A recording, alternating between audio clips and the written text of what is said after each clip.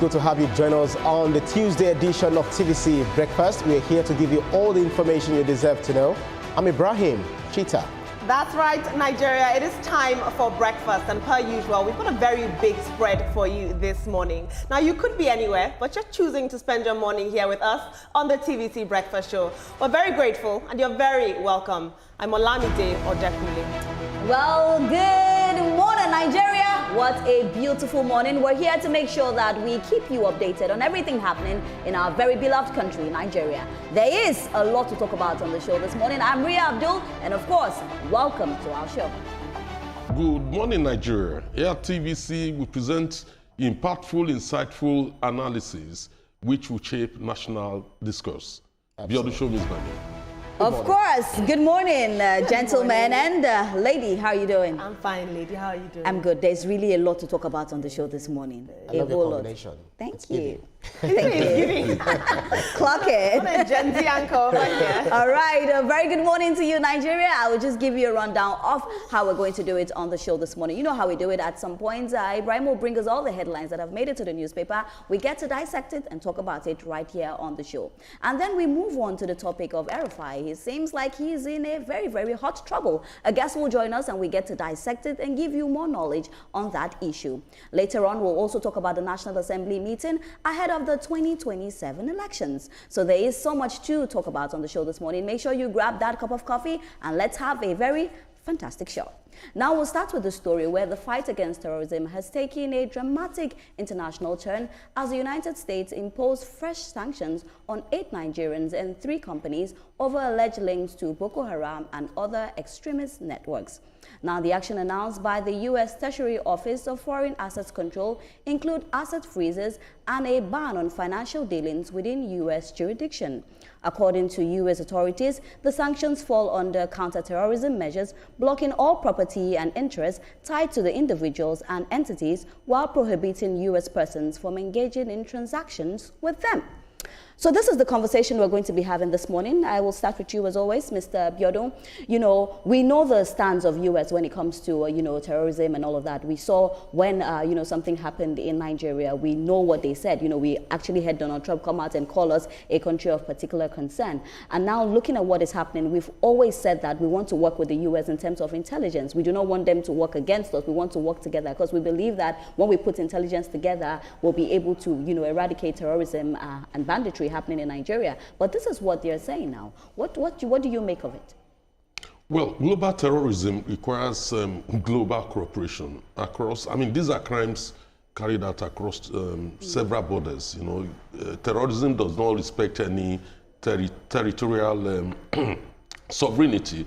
It moves swiftly across even continents in a way that there is no way you can fight terrorism without some measure of global cooperation, either with your neighbors or with those who are better equipped, to support us through training, logistics and operational issues. So for me, I think the U.S. is trying to make efforts to assist Nigeria for several reasons. It's not only enough to say, look, Nigeria is a country of particular concern, but then you now fold your hands, doing nothing, particularly when our governments over the years have been calling for assistance in terms of procuring the appropriate weapons to fight the terrorists, or in terms of global cooperation to ensure that the lifeline of terrorism is money.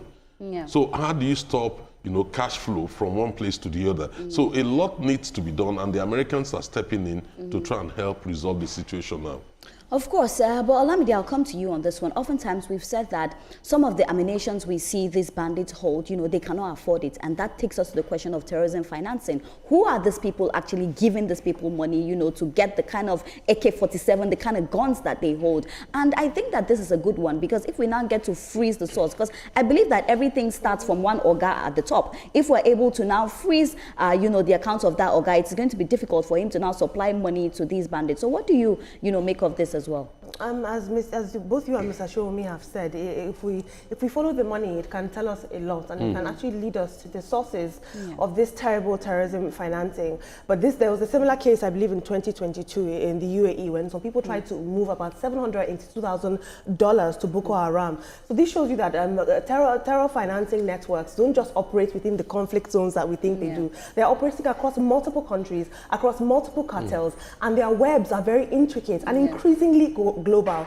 I like the fact that there were cybercrime sanctions included in these charges that are being brought against them, because it shows us that the digital crime is just as serious as a national security threat as being in the front lines or causing bloodshed, in person. The fight against terrorism, actually, like you said, Mr. Shomi, begins with stopping the life force of these networks that are being funded. Follow the money, and you find out what you need to know.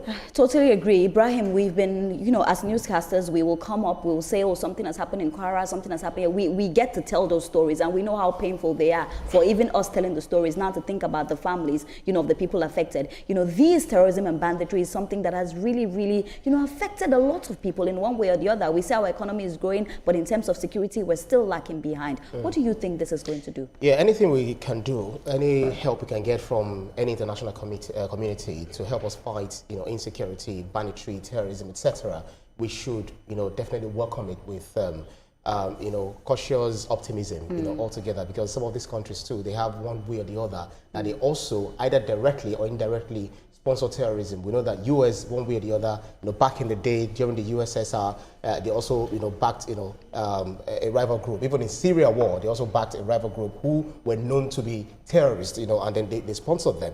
We see the genocide going on in Israel, Gaza war, which US is backing Israel, and then they've killed more than 70,000, women, children, journalists, etc. So, but regardless of that, if we see that the US is coming to say, okay, we want to fight terrorism, we want to fight ISWAP, we want to fight Boko Haram, who have been in existence since 2009, since the killing of Mohammed Yusuf, even the Maitasini of the days. So one thing is, if the US is saying we're going to help you, let us welcome it with cautious optimism, so that we'll tell them these are the areas where these guys operate. These are the places we can bomb. These are the places we can't bomb. Some people are even saying that some politicians that have been identified, it may be difficult for the federal government to prosecute them because of political inclination. So we can also help the international community to help us, deal decisively with them. But who determines who is a terrorist? When you yourself have actually been involved in one terrorism act or the other. I'm the opinion, Mr. Biodun, that it's high time that we do this name and shame. I feel like when we come out with our full chest, because we've interviewed people that will say, oh, we know where these bandits are, or we know where these people are. I remember we had a guest, I don't know if Ibrahim, if you remember, where I asked him, he said, he knows where the people are, and I asked him, why are you not telling it to the right authorities? So oftentimes we have these people make the statements. If we know where these people are, why are we not calling them out? Why are we not shaming them? No, it's a bit complex. We have laws, and we have to be guided by laws. We live in a democracy governed by the rule of law. You cannot just suspect somebody and simply... But if you have evidence? Except you have evidence. So, look, it's diligent prosecution, investigation leads to, diligent prosecution. If you don't investigate a case properly and you simply, arrest somebody, they will wipe off the evidence. So it's always better that you look for the evidence first before arresting people. Wish we can go on and on with this topic, but we have to go now. But let's give you this news update. Now, the Defense Headquarters has announced the arrival of about 100 United States military personnel and associated equipment at Bauchi Airfield. Now, the Director of Defense Information, DDI, Maj General Samila Uba, confirmed the arrival of the U.S. troops in a statement. General Uba said the personnel are technical specialists serving strictly in an advisory and training capacity and are not combat forces. According to the DDI, all training activities will be conducted under the authorities' direction and control of the Nigerian government and in close coordination with the Nigerian Armed Forces. He said that Nigerian troops, alongside the advisors, will commence a series of joint training engagements and intelligence-focused cooperation initiatives. So we'll take a quick breather now, and when we come back, it will be time to dissect all the headlines that have made it to the newspaper. Don't go anywhere. Stay with us. This is TVC Breakfast.